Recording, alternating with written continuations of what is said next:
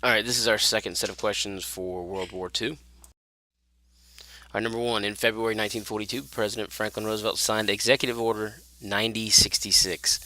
I hereby authorize and direct the Secretary of War to prescribe military areas such as places from which any or all persons may be excluded, and the right of any person to enter, remain, or leave shall be subject to whatever restrictions of the Secretary of War or appropriate military commander may impose in his discretion. Why did the U.S. government move Japanese Americans on the West Coast into internment camps during the war? Okay, remember, this is following Pearl Harbor, and let's face it, there's a lot of discrimination against Japanese Americans at this point. There's a lot of distrust and a lot of suspicion. All right, so let's look at the answer choices here. A, the government believes that national security outweighed individual rights. They are sacrificing individual rights for national security, so let's hold on to A. B, the government believes that national unity overshadowed individual rights. This is the opposite. This is not working towards unity, so we can get rid of B. C, the government believed that Japanese Americans needed to prove their patriotism. In some regards, this was true.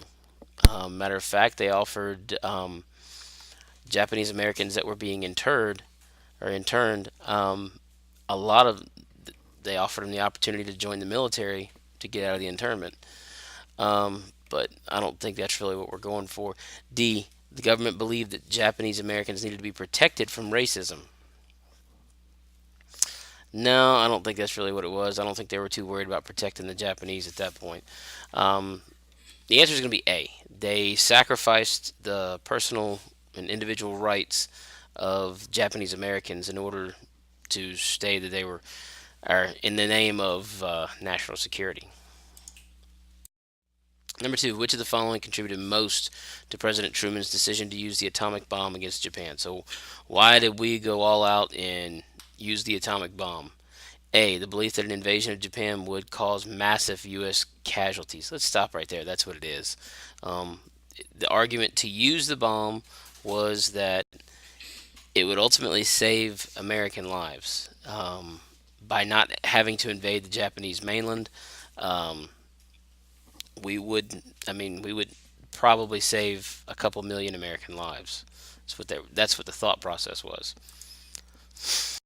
Number three, in July and September of 1940, the U.S. imposed embargoes on the sale of petroleum and scrap metal to Japan in response to Japanese aggression in China. Which of the following is a direct effect of the events above? All right, so this is September and in July of 1940. So this is the year before we get involved in World War II. All right, Japan attacked the Soviet capital of Moscow. Never happened, so we can remove A. B, the U.S. sent Japanese Americans to concentration camps. No, that didn't happen either. C, Japan attacked the U.S. naval facilities in Hawaii. Let's hold on to that one. D, the U.S. ordered the closure of Japanese factories on American territory. Really, the only one of these that ever truly happened was C. So that's the answer. And that naval facility at Hawaii was Pearl Harbor. Number four, the best explanation for the trend in national defense spending between 1945 and 1950 is what? So there was a lot of spending in 1945. Then all of a sudden it drops off, and then about 1950 it starts going back up again.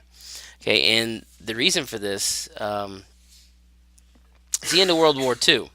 There was no need to spend any money on the military in the late 40s, just because we still had a surplus of weapons all over the place.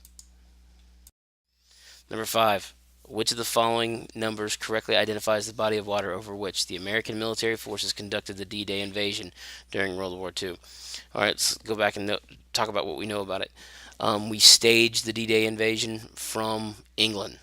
Okay, so it'll be the British Isles, and we crossed over the English Channel and invaded the beaches of Normandy on France. Okay, so France and England. So the body of water is number three, C. All right, number six. Which area was designated on a map on the map above shows where the United States military was attacked in 1941? All right, let's just go through here. Roman numeral 1 shows Hawaii. Roman numeral 2 shows the east coast of the United States. Roman numeral 3 is all the way up at the Arctic Circle and the Norway region. And Roman numeral 4 is down here in the Indian Ocean off the Arabian Peninsula. Okay, December 7th, 1941, a date that will live in infamy, as it was called, was in reference to Pearl Harbor attack in Hawaii, so it would be A, Roman numeral 1.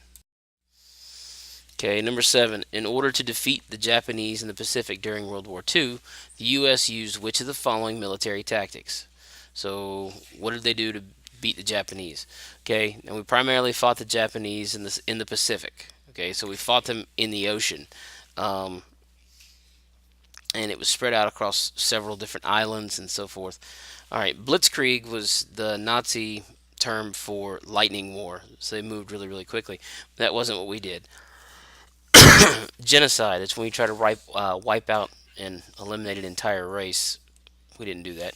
Trench warfare is more associated with World War One in over in Europe. It's gonna be D, island hopping. We literally took one island at a time and moved and hopped from one island to the next all the way towards Japan. Number 8, which advertising campaign represents the expanding role of women in the workplace during World War II? Or is it loose lips sink ships? This had to do with national security, so it's not A. B, the harvest is plentiful. No, nothing to do with that. C, Rosie the Riveter. That's absolutely what it is. Okay, she was meant to encourage women to join the workforce and help provide, much needed labor in the war industries. All right. Which title best completes the graphic organizer? Okay, so we have the GI Bill, modern republicanism, baby boom, McCarthyism, the interstate highway system, Cold War fear. Okay, so if we look at these are all things that happened after World War II. Okay, so let's look here. A, post World War One. Okay, right there we can eliminate that. So it's not after World War One. I mean it is, but that's not the time period. B, post World War II effects on life in America. Okay, let's hold on to that one. C, cultural changes in the United States in the 1960s. McCarthyism was the 50s and 40s. The baby boom started in the late 40s. So it's not going to be that. And the same thing, it's not going to be D. It's going to be B. Number 10, how did the development of the atomic bomb affect U.S. foreign policy?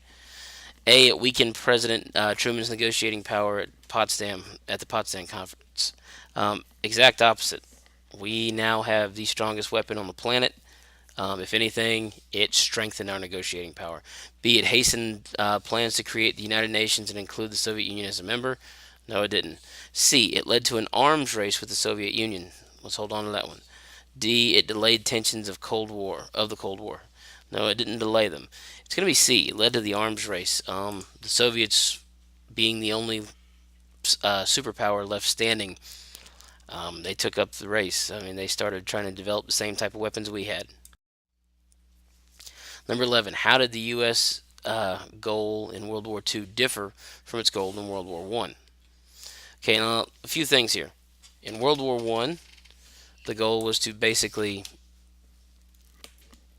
produce a ceasefire. In other words, end the war. That's what the goal was. Whereas in World War II, not only did we want to end the war, but we wanted to make sure that those that were responsible for the war paid for it and were taken out of power. Okay, so A, the U.S. fought to end the war quickly. Yeah, they did, but that's not the goal. B, the U.S. Fought for unconditional surrender. Well, that seems to make sense. Let's hold on to it. C, the U.S. fought to bring about a lasting peace.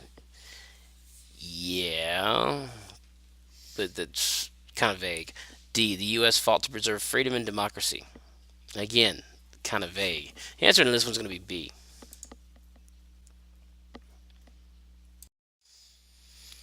All right, read the quotation below by Eleanor Roosevelt and answer the question that follows.